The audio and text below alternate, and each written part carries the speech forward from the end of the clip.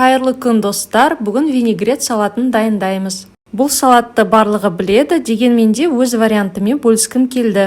Көкөністерді орап, духовкаға дайын болғанша пісіріп аламыз.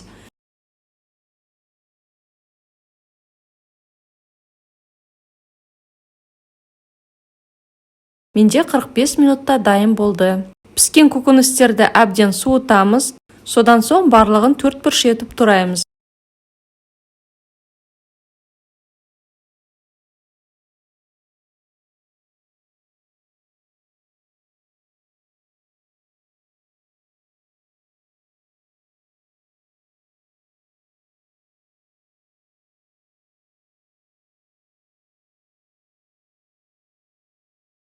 Ашытылған орам жапырақты ұзын болса кесіп жібереміз.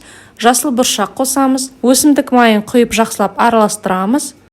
Салаттың құрамында тұздалған қияр мен орам жапырақ болғандықтан тұз қоспадым. Дәміне қарай тұздап қойыңыз. Астарыңыз дәмді болсын, рецепті ұнаса лайк басып, каналыма жазылыңыз.